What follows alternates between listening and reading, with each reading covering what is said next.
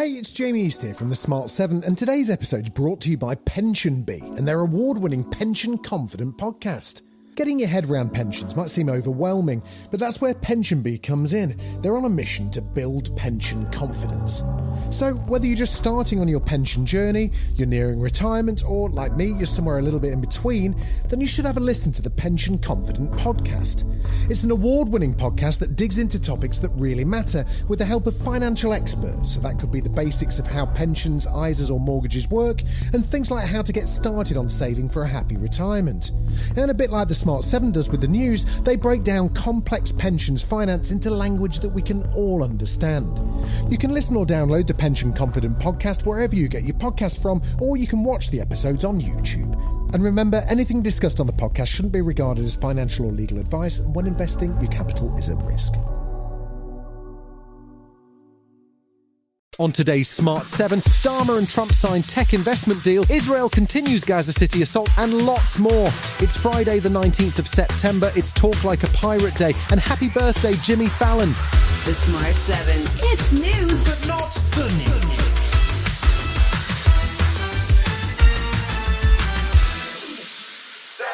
After the glamour of a full state banquet, Donald Trump spent day 2 of his state visit in the company of Keir Starmer. There's always a certain amount of nervousness when it comes to the US president, and with Starmer battling an Epstein-related scandal over Peter Mandelson, it wasn't clear how the meeting would go. The Prime Minister was keen to emphasise the long-standing alliance between the United States and the United Kingdom. We've renewed the special relationship for a new era. The United Kingdom and the United States stand together today as first partners on defence, first partners in trade, and now with the new agreement that we've just signed this afternoon, we're confirming our status as the first partners in science and technology. Donald seemed to be in a relatively mellow mood at the press conference, saying he didn't know Peter Mandelson, grumbling about Vladimir Putin, and avoiding a direct conflict with Starmer over Israel and Gaza. He was still glowing about the unprecedented second state visit to his favourite European nation. I don't know him, actually.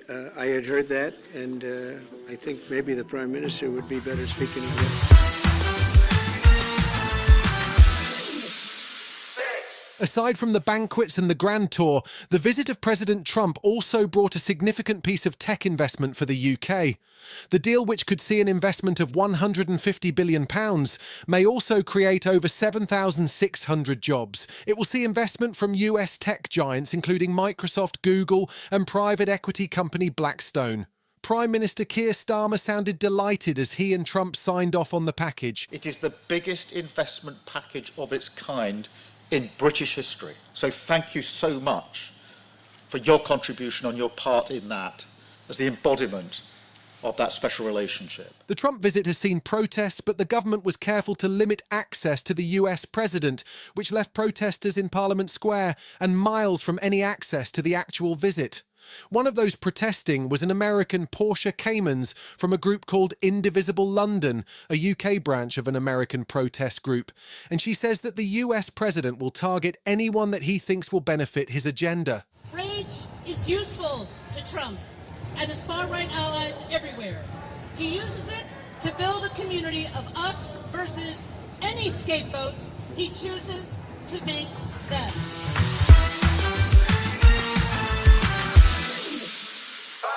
Israel continued its ground offensive in Gaza City on Thursday, with at least 99 Palestinians killed as Israeli tanks pushed towards the city centre.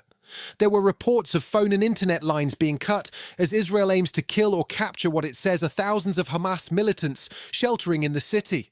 Despite this week's finding by the UN Commission that Israel committed genocide in Gaza, there's been no let-up in the Gaza assault. There's been growing protest in Israel over the ongoing war.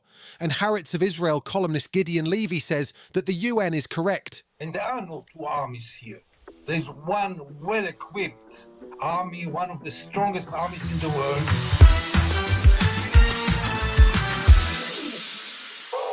Ukraine has begun to receive its first shipments of weapons under the new European-funded weapons scheme, which is known as the Prioritised Ukrainian Requirements List, or PEARL for short.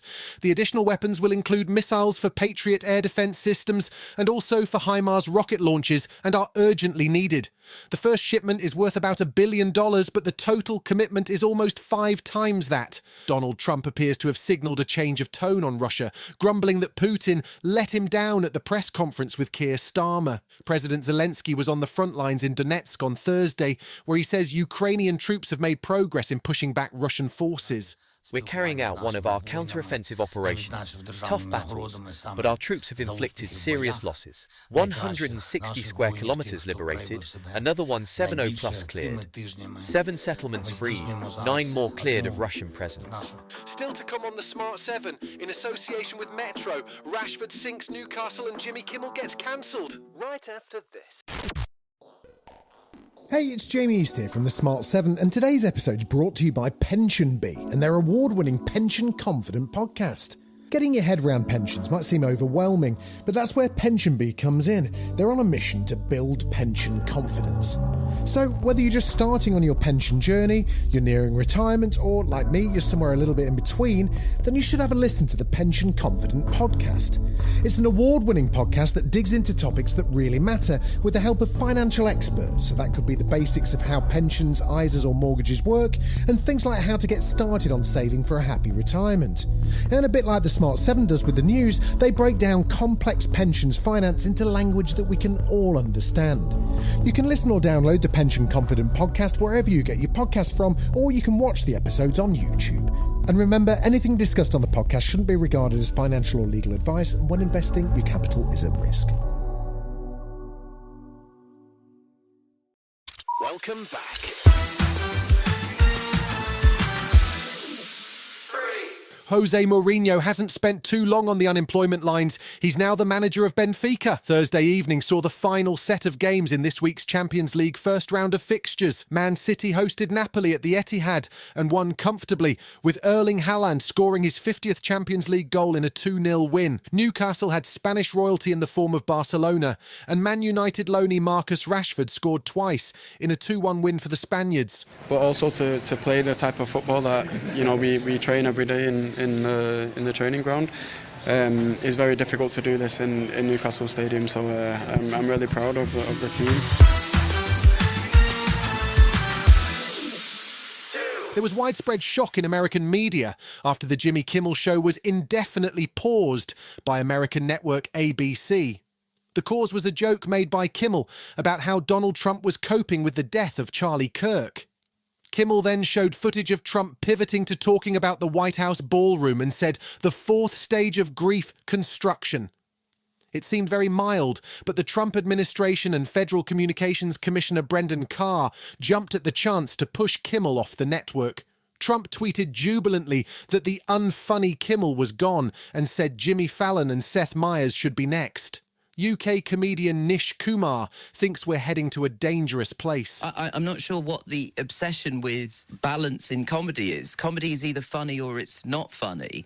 There's this idea that, we have to fixate on bias. That doesn't really make any sense. There's a brand new thriller series on the way to Netflix from the creators of spy drama Homelands. It's produced by Jodie Foster and Conan O'Brien, and it stars Homeland's regular Claire Danes alongside Matthew Rhys. The plot revolves around an author struggling with writer's block who gets jolted into action when a notorious real estate mogul and murder suspect moves in next door. It's an 8-part series and all episodes drop on Netflix on November 13th. We flirt with death to prove we're truly alive. And if we can't stop, then that small fire we lit might just burn the whole house down, with us still inside. You've been listening to The Smart 7. We'll be back tomorrow at 7 a.m. Hit that follow button and have a great day. Give us 7 minutes, we'll give you the world.